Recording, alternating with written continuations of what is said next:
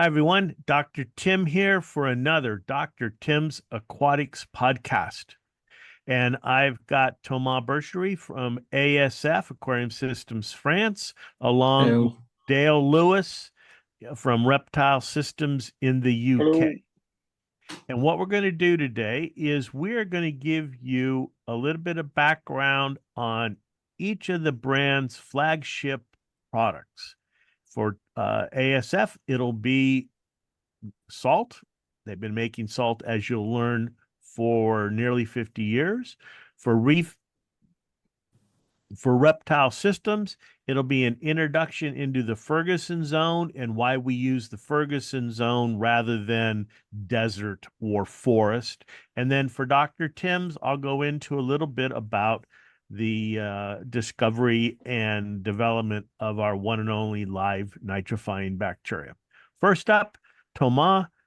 Thank you, Thomas, for joining us on the podcast today. And can you tell us a little bit about the salt manufacturing? Because I really do, having been to your factory, you guys are the #1 premier manufacturer of salt in the world. There's no Fine. doubt about that. And you got experience, so that Yes. sounds good. So first, thanks for inviting me.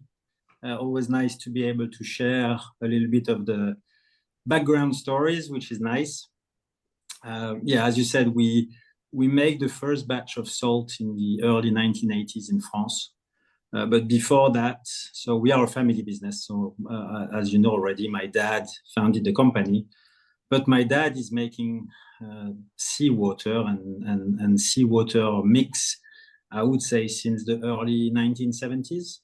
Because at that time in Europe, when you wanted to have, I don't know, tropical fishes, marine fishes, you didn't have availability for good sea salt, or you need to go to have natural seawater, which is good, but it's not ideal for an aquarium because natural seawater is perfect when you are in the sea as an open system, but as soon as you are in an aquarium, which is a closed system, you need different chemicals, compounds, especially to have a better buffering systems. So my dad did this, I would say, in the almost 50 years that he's making seawater. So you have many different type of formulas that exist, and then you need to find the right formula that will fit the best all the characteristic of what we believe or what you believe as a consumer is a good synthetic seawater mix. Because what is the best for you? I don't know, Tim. Is it fast dissolution? Is it homogeneity? Is it good pH and buffer levels? Is it the trace element that you have inside? Is it the extra major element? I mean, Yes, we want all of that.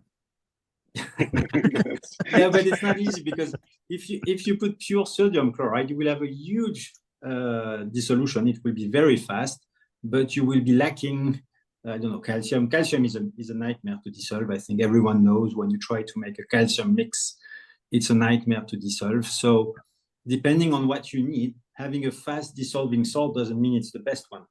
Right. And that's a point I try to tell people. Just because it dissolves fast doesn't mean that it's good.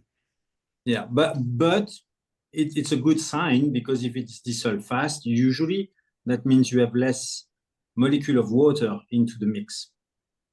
And if an average sea salt in the market could have between 10 to 30% of water inside the mix. So depending on how the compound are used, it has an effect on dissolution. That's for sure. That's basic #1. Yeah, and let's go into that just for a second, because you can use chemicals that are anhydrous, meaning they don't have any water. But the issue is that they're very hygroscopic. They want to take water out of the atmosphere, but also people do tend to put their hands and get salt on you. And if you have anhydrous or salt with no water, it actually can almost burn your hand, and it can it burns. because it's sucking the moisture right out. So different manufacturers have tried anhydrous salts in the past, and it's really difficult in handling. And I just got another issue. is that when you produce anhydrous salt, first it's very expensive to make. That's the first things, but also you have some impurities. You have some impurities because it is created by eating elements. So, for example, if you want magnesium chloride anhydrous, basically is when they create magnesium oxide. They eat at very high temperature, but potentially you can still have some impurities that you don't have in regular magnesium chloride. That's or in magnesium sulfate. So it's not always the best. Yeah. So most like Thomas said, every salt's going to have a degree of water in it, and that's why you need to keep your salt sealed when you're not using it too. So salt is the enemy.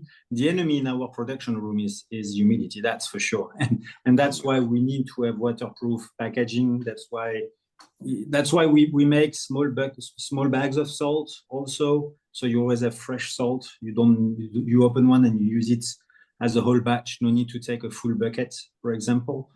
So that's important to understand, because if the salt gets moisture in, then it's going to get hard, and you can have two things that can come. That means you will have products that are not going to dissolve anymore, and dissolution is going to be much longer, and which will cause a problem of buffering. So that means your pH might take much longer to reach, which could be the case with some of our competitors.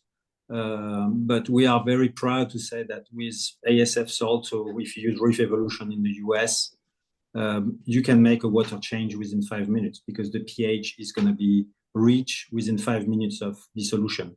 So that's, for me, as a consumer and as a hobbyist, important, because if I get a problem with my aquarium and I need to do a quick water change, I know that with Reef Evolution, I can do it. Yeah. And just so people understand, doing this. Yeah. Sorry to interrupt. Just so people understand, the home prod. Just so people understand, the product you've been making for nearly 50 years is Instant Ocean for the rest of the world. Yeah. So, Aquarium Systems France is the manufacturer of Instant Ocean sea salt for Japan, all of Europe, everywhere except in the United States, where it was a separate company that, I was in charge of salt production there years ago, and now that's part of another company. So here in the States, they make the Reef Evolution sea salt for us, based on all the experience of making Instant Ocean and reef crystals for nearly 40 years. Yeah. And when we start working really closely together, I understand much better the implication of and the importance of having bacteria in the tanks. So because most of the time when we speak about salt, we only think about chemicals point of view. So when we speak about seawater, we believe, it's water with ions, major ions, and that's it. But we always forgot that in an aquarium, you need bacteria. It's a living organism. So you need also to take care of all of the bacteria that are inside the tank. Hence why when we develop, together, Tim, the Reef Evolution salt, we decide to add some carbon source, which is a food for the bacteria, and also some amino acids for the corals, because they do need them to have all the biological process that they need to grow. Right. Seawater is not just chemicals. Seawater is full of a whole soup of organic and inorganic chemicals. And that's what we've tried to develop, is something that's more closely related to a natural seawater instead of being just chemicals. Yeah. Can you go through a little bit of the manufacturing? I know there's lots of trade secrets that you guys have developed, which I understand, but some of the key points of how your salt is different. It's what I wanted to say when I said what is the most important part for you as a consumer for a sea salt? Is it dissolution? Is it homogeneity? Because homogeneity is thanks to manufacturing process. When you grind some of the raw materials that you're using, it's very peculiar because when you grind, you can eat the raw materials. Potentially, you can change it, which you don't necessarily want to change it. But you need to have some homogeneity in the size of the grains of the salt so that you don't have separation. So when you ship from France to the US, the container of salt, you're not going to have layers of raw materials because if potentially the size of the salts, and I put a S at the end, are not uniform, then you can have a separation. And if you don't mix the whole dose of salt, then you might happen to have, I don't know, only sodium chloride and maybe only strontium at one point, and you don't have everything you need to make perfect seawater. In our manufacturing process, what we've done, we know that the minimum size to have all the elements, and that's for us, is 18 grams. With 18 grams, we know we have all the elements inside the seawater. So 18 grams is going to make 500 ml of water. So that would be the minimum samples to have all the elements in the salt. In our case, which is quite low when you consider that some competitors says you need 4 kilos to have everything inside, right? Because they have this separation, so you don't have the homogeneity of the mixture. Yeah. So step back. There's how many different chemical salts do you use to make a sea salt? It's if you look Reef Evolution, we are about 60 different ingredients that we have to mix. Yep. Together. And what happens is those ingredients, you buy those separately and they come in at different sizes. So it's just that old trick that you would do in elementary school. If you put spheres of different size together and then start shaking, they all separate out according to size. And that's what will happen with the salt. And that's what Thomas is talking about, is you get the raw materials in, they're all different sizes, and they have to be carefully ground so that they're the same size so they don't separate during shipping. Yeah, and they don't have the same, I don't know how you say in English, they don't have the same weight. I mean, for the same size, you don't have the same weight. It's like a pound of feathers has a huge mass versus a pound of gold has a small mass. Yes, correct. So all of this need to be taken into account when we manufactured our salt. So we need to be very careful on the machinery we use. So first, to have the homogeneity of the size of the molecule, the weight of the molecule, and also then after you have to mix all of this and be sure that when you package all of this, you still have the homogeneity at the end of the mixtures. So for me, that's the second most important point of our salt. So the first one was quick dissolution with the pH and that is reached very fast. So in case of problem, I know I always have a bucket of salt, where as a salt manufacturer, it's better. But in case of problem, I know I have my backup and I can do seawater very quickly. And the second one is homogeneity. So that means wherever I am in the buckets, I know that if I take, I don't know, you say cups in English. So if I take 2 cups of water for 1 gallon, I don't know if it's correct in terms of mass, but I know I always get the same seawater, which means I have repeatability. And that means that when you make experiment or when you want to make, I don't know, spawning or whatever with your fish, you know you have repeatability all over the year. So that means once in solution, from January 1st to December 31st, you will have the same seawater with our salt. Yeah. No. It's just like with fish food. Some fish foods use the least price formula, which means that the actual ingredients change based upon the market price of the ingredients. Others use a constant formula where this is what the formula is. This is the quality of the ingredients. It doesn't vary. And that's the same with salt. Your salt doesn't vary from the first of the year to the last of the year, from the top of the bucket to the bottom of the bucket. The salt itself might vary, but not once in solution, because raw materials can have fluctuation.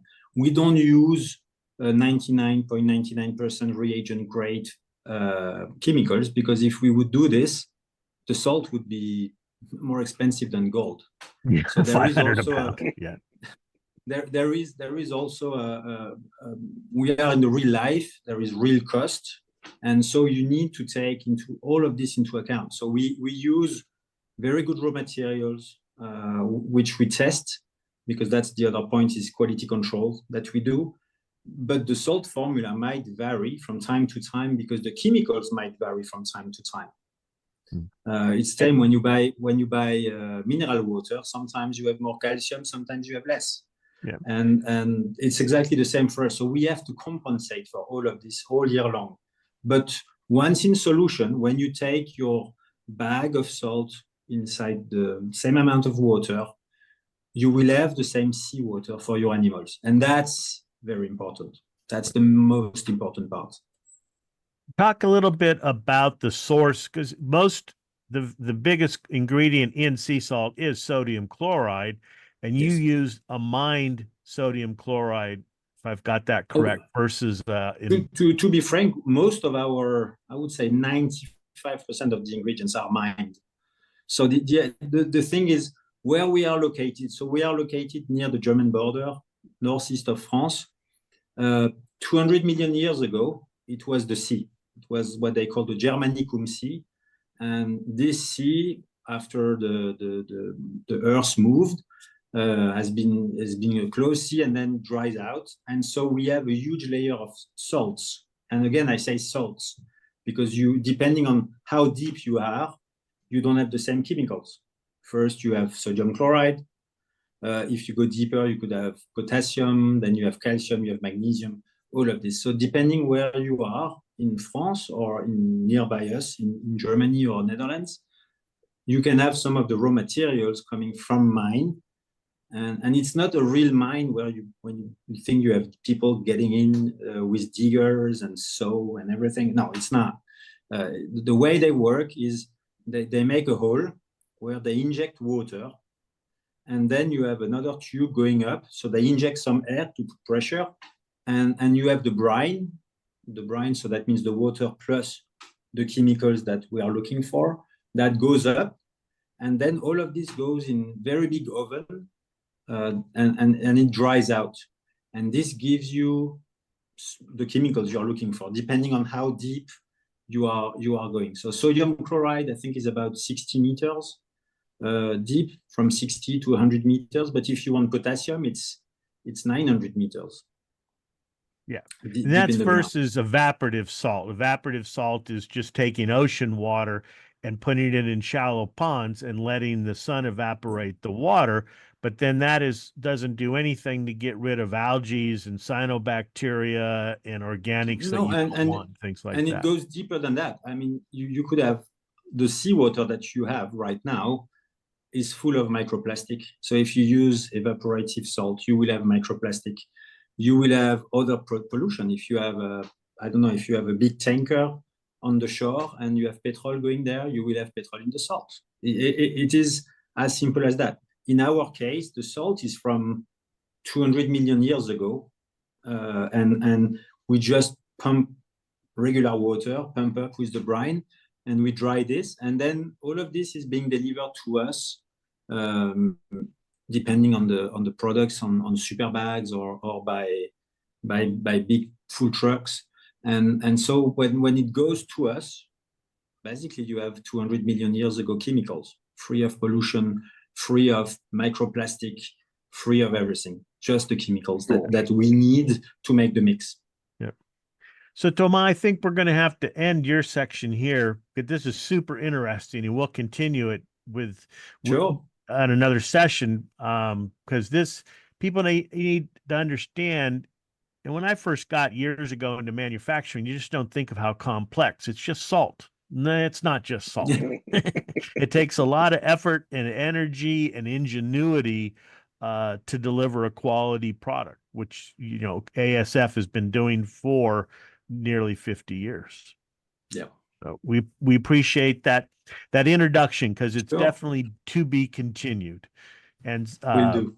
Thank you again. And now to Dale. So Dale has been in the aquatic and reptile business for many years and heads up the reptile systems division of Aquarium Systems France. It's part of Aquarium Systems France.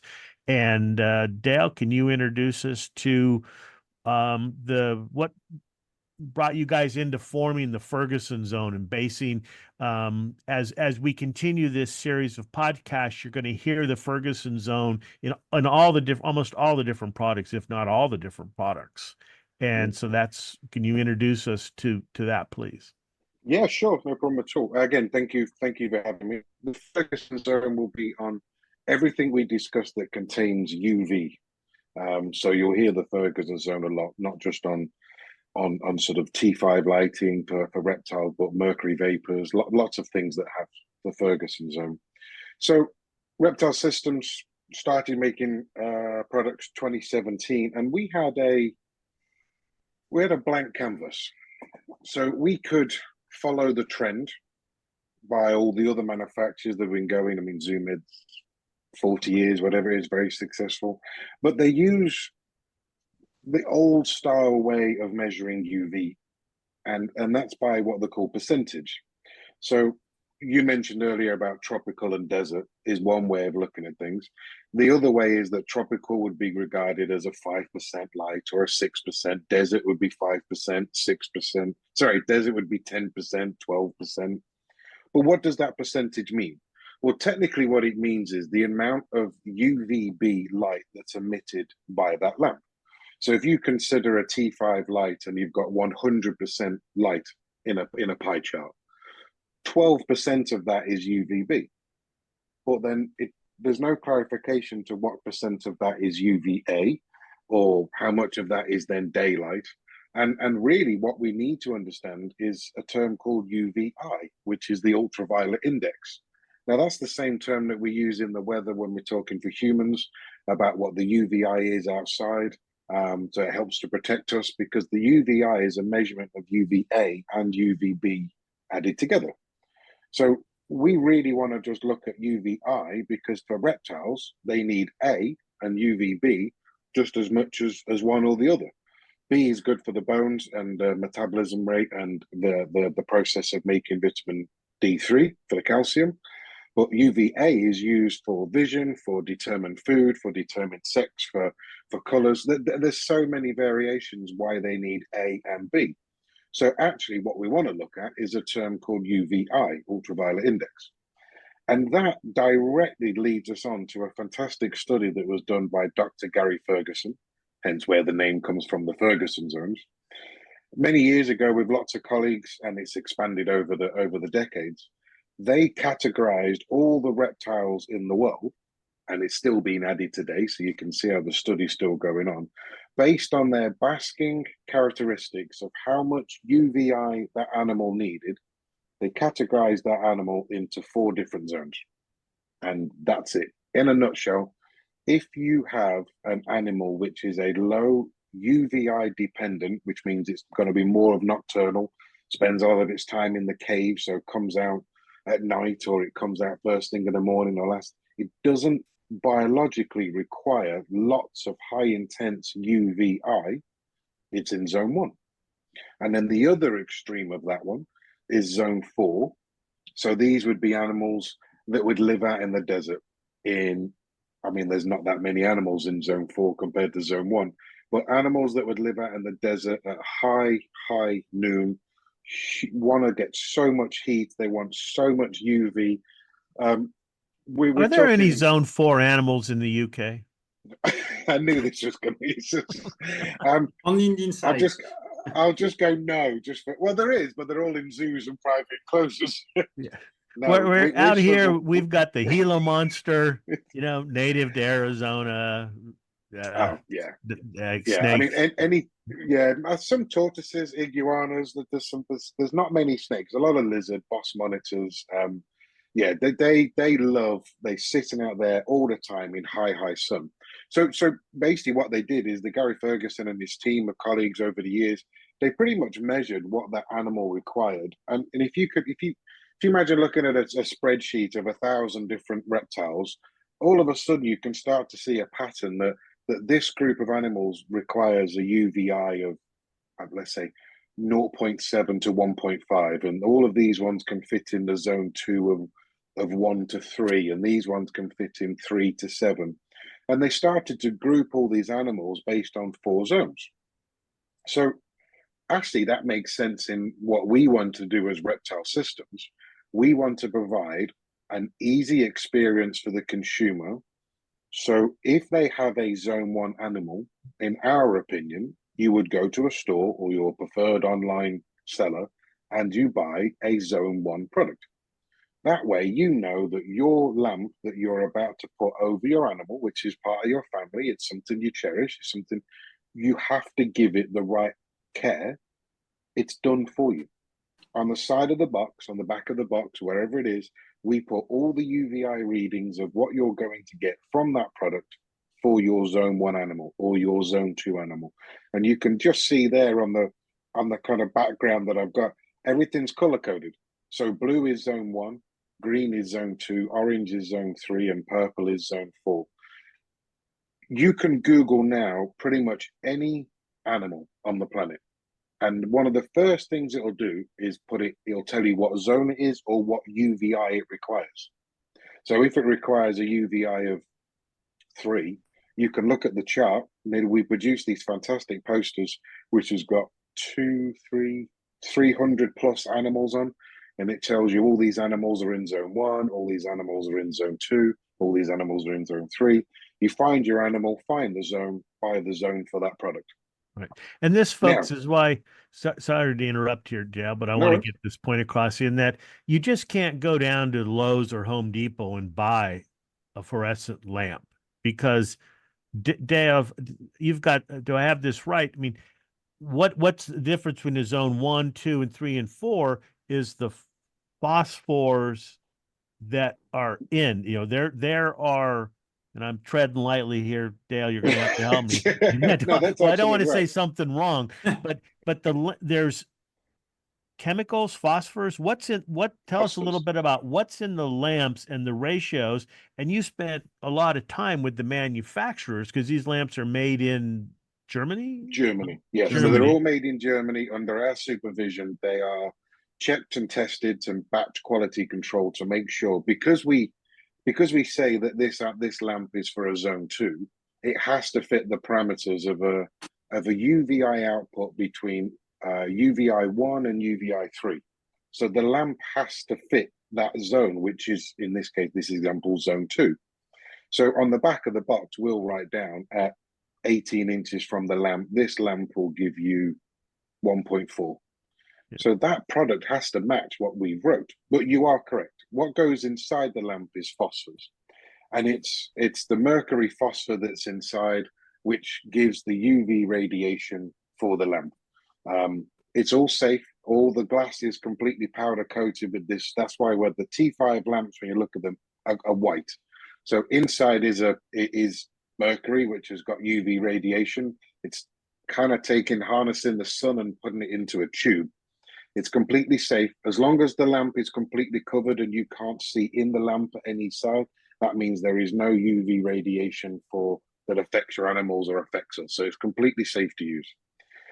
But we put the phosphor ratios of UVA, so ultraviolet A phosphor may go in there. And depending on which zone it is, if I was to say that a zone 1 would be approximately, say, 35% of that lamp of the white powder that goes inside would be the UVA phosphor, and maybe 2, 3, 4% would be the UVB phosphor. When they blend together, they produce this UVI, which we're reading. But that only covers us now for maybe 30, 40% of the powder inside. The rest of the white powder inside is the natural light phosphor. So this is what's in normal T5 lamps to give you that nice white light, which is going to be the light that goes inside your enclosure, and then the UV that's going to look after the animal. The trick here is zone 1 is quite easy to do because the amount of UV phosphor inside is very small. But when you get to a zone 4, you want a very high, and I believe that we are still the highest UVI phosphor inside any production lamp on the market. The zone 4 lamp is incredibly high. It took 2.5 years to develop. in getting the UVI right to match the zone 4 requirements of a zone 4 animal. The problem here is that we want to add in so much UVA and so much UVB phosphor to create that high UVI those animals require. You're actually not left with a lot of room to put the visible light phosphor in. So the lamp turns into this horrible bluey purple because it's all UV. So we had to come up with a way of making sure we could add visible light and UV in the same lamp together. So it provided UV for the animal, but also light for the enclosure. Otherwise, the enclosure just be, it looks bad. Well, so it's just like with time. reef aquariums, you really need the blue at the light at That's the true. right Yeah, at the that's a right good analogy, nanometers, the right wavelength for the corals, but our eyes don't like it. Our eyes want white light. They want a certain look to it. And so it's the same type of thing. No, it's that's a great analogy of putting it that way, actually. Yeah. So we know what the animal requires, but we know what we require as well. I mean, I suppose technically we do have another product that or the industry could use. We have white LEDs which could be used for the visible light, and a T5 tube could be used for UVI only. The problem is that doesn't really happen, and we produce things like we do a product called an Eco T5 unit, which houses the T5 lamp, and that has a reflector on, so it turns into an all-in-one product. And UV is the visible light is the delivery mechanism to put that UV through the skin of the animal. So it kind of turns into an all-in-one. Using the Ferguson zones is a very simple method. It's simple for the consumer. It's simple for the stores. If you're researching it on the website, everyone's now talking about the Ferguson zones. It's quite interesting in the last, maybe 4 or 5 years, how other companies and advertising and influencers and social media have started to turn and talk about Ferguson zones. I even saw a fantastic reptile store the other week where they've got stickers in the corner that says this animal is a zone 2, this animal is zone 3. And it was all part of the price label with their size and their kind of care guide. And it was just interesting that it's now being spoken about by vets. It's now being spoken about by others. And it's becoming quite an industry standard way of categorizing animals to the masses. So there's still a lot more education that needs to come of it. And I think one of the big things is there's a product on the marketplace called a solar meter. Now, the solar meter is a fairly inexpensive device. I think in the US it's about $250 to $300. It's expensive for what it is, but it measures the UVI of your lamp to the perfect requirement, about 97% the perfect wavelength that reptiles need. If you have one bearded dragon, that's an expensive product to test that lamp to make sure that that lamp is still emitting the right UVI for your bearded dragon. What you could save on replacing your lamp every 9 months, 12 months, that $300 purchase is quite big. But if you've got 6 enclosures, 10 enclosures, the solar meter 6.5R, the one that's required to measure the UVI, that actually could be quite a good investment to make sure that your animals are all getting the right UVI levels. Now we use like high grade machinery to measure the UVI, but the final check we do is always with a 6.5 $300 handometer as well, because there's no point us measuring the UVI on an integrated sphere that costs $12,000 if it measures a different UVI to the handheld device. What people have, exactly. Yeah. So we all our final batch control, once we're happy with the product, it goes into mass production. We get the 3 or 4 sizes of the T5 lamps. We'll burn the lamp for 100 hours. After 100 hours, all that phosphor we spoke about a minute ago between the UVA, the UVB, is all mixed. It's perfectly mixed into a ratio inside the lamp. And then you're getting a nice, you can then take a perfect measurement. There will be 10 to 15, maybe 20% different of your UVI reading on hour 1 of burning the lamp to hour 100 burning the lamp. So we always recommend to burn the lamp for 100 hours before you take a UVI measurement to see if it matches. Yeah. So you got to But we burn use the lamp, but then the lamps only last, like you said, 9 to 12 months. yeah. So with reptile systems, we say 1 year, one lamp. That's our goal is 1 year, one lamp, and that's based on 8 to 10 hours a day, 7 days a week for your animal. In terms of the UV, the biggest problem we have is a T5 lamp. Just that daylight phosphor we spoke about in the lamp, that will last for years, years and years and years. Maybe 4 years, 5 years, 10 years. The filament inside the lamp and the ballast will probably burn out before the daylight phosphor does. But that's not what we want. We want the UV phosphor. Awesome. And that mercury will disappear in 1 year. That UV essence that we need will, and we can't see this. And that's the problem. If you speak to someone that's had their lamp for 18 months, oh no, my lamp's still working. It's lit. My enclosure's bright. But the UV disappeared 6 months, 7 months ago. And that's when we have the problem in if the reptile keeper is in the store on a regular occasion. I've seen some retail stores do fantastic jobs on this, where if someone buys a lamp, they'll take their email address, and then in 1 year's time, or 11 months time, 10 months time, they email the consumer and say it's time to replace the lamp.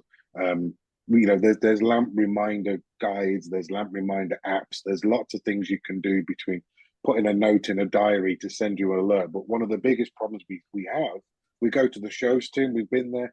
When's the last time you replaced the lamp? Oh no, it's 2 years. Like, and it still works, but the UV is gone, and it's that part that we need to convince people. They can't see it, so it's a bit like the king's clothes. You can't see it, so is it gone? Is it still there? That's why testing the lamp. I believe that most shops have got a solar meter, so if you are ever concerned, I know one of the services I spoke to a store in the US before, they offer people to bring their lamp to the store, and they will check the lamp for the consumer. I thought that was a great service. So it's all about animal welfare, and that's one of the reasons why the Ferguson zones were even created by Dr. Gary Ferguson in the original, was because there was no research to say what UVI or what requirements he needs for his animal. So yes, that's animal welfare, animal safety is why we do it, and it's also why the Ferguson zone was created, and that's why we've adopted these zones into reptile systems. Oh, thank you, Dale, for that quick introduction. And we'll be going deeper into the Ferguson zone with more examples and the correct way to use it in future podcasts. Yeah. And so what I want to do is, if you've been a long-time listener to Dr. Tim's Aquatics, you know our flagship product is the one and only live nitrifying bacteria, which a long time ago, I've been keeping aquariums since I was a little kid, and I actually wrote a letter when I was like 10 years old because I had bought nitrifying bacteria from a company to start my tank, and it didn't work, and I wanted my money back, and I did get my money back. But flash forward is that just nitrifying bacteria seems simple. There's, you've heard it. There's the ammonia oxidizer, Nitrous ammonium europaea, that oxidizes ammonia to nitrite. And then Nitrobacter winogradsky oxidizes nitrite to nitrate. And that was it. It didn't matter whether it was fresh water, salt water, low temperatures, high temperatures. Those were the two bugs. And that's all wrong. And I didn't start out to show that. I did my PhD at UC Santa Barbara on nitrifying bacteria in aquaria. And then I was also looking at nitrifying bacteria in Mono Lake, California, but that's a story for another day. And it turns out, and if you think about it, it makes a lot of sense in that why would there just be two species of nitrifying bacteria for everything? And if you're really interested in this, you can go to our webpage, drtimsaquatics.com, into the resource section.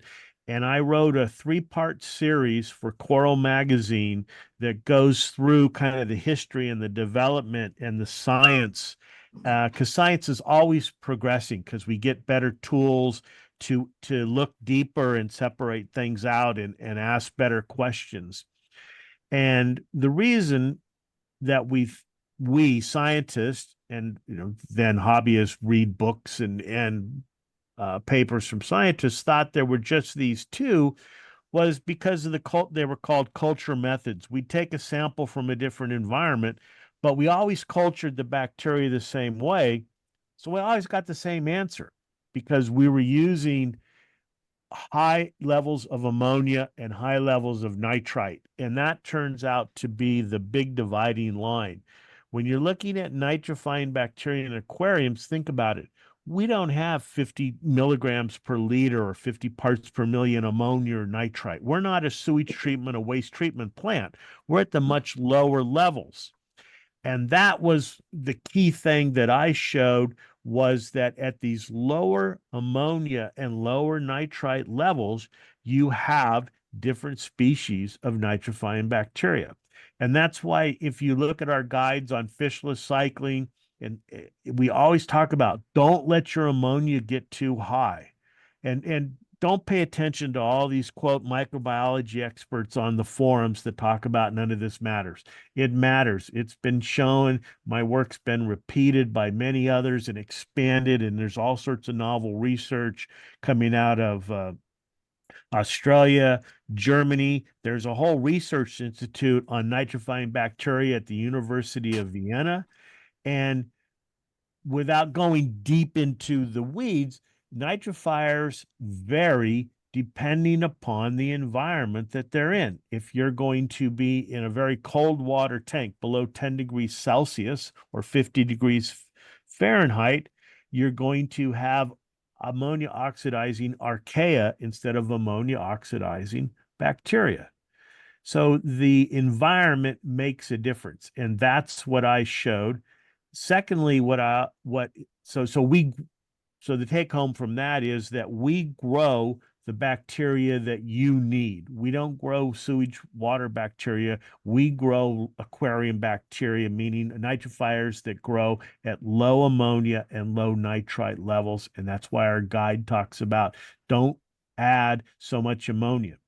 The number one problem we have is people think bacteria are humans and they have to eat every day or 3 times a day, and they just dose ammonia like crazy and get the ammonia and the nitrite level super high. Everything stalls out. Secondly, you have to look at that the nitrifying bacteria live on surfaces. If you go back to my original papers, again, I'm sure you want to read all my scientifically published papers. Great for insomnia. But I filtered lots of water, aquarium water, and came up with emptiness. There was no nitrifiers in the water. Well, nitrifiers grow on surfaces. So that's how we developed One and Only, is that we actually grow the bacteria on a small surface. That's why you have to shake it up. If you took a bottle of our One and Only, shook it up, put it in a glass, and it would settle very quickly, and you'll see that there's a lot of sludge at the bottom, and the water's the top is clear. The nitrifiers are grown on a particle because that's where they're most comfortable, and that's what we're trying to do, much like the Ferguson zone is trying to replicate the natural environment, or reef evolution is trying to replicate real seawater, not a pure chemical seawater, because fish don't live in that pure chemicals. Corals don't live in those pure chemicals. They live in a manouge. There's a French word there, Thomas. Manu? My French is terrible. No. A soup, an organic soup, a soup of Okay. Of organic and inorganic. That's the same with the bacteria, is they live on surfaces in their EPS, and that helps protect them. Because the second, I don't know if it's the first or the second biggest question is, well, bacteria can't live in a bottle, they can't breathe. Bacteria don't have lungs, okay? They don't breathe. They only need oxygen in the presence of ammonia or nitrite to convert the ammonia to nitrite or nitrite to nitrate. So that's in the background of how we developed our product. One is we isolated nitrifiers from our own systems, our own tanks. purified them. They're not genetically engineered. I get that a lot. No, they're just at a higher concentration. We put them on a particle so that they last longer in the bottle, and it's date labeled so that you can easily see. And even that date label doesn't mean it's expired.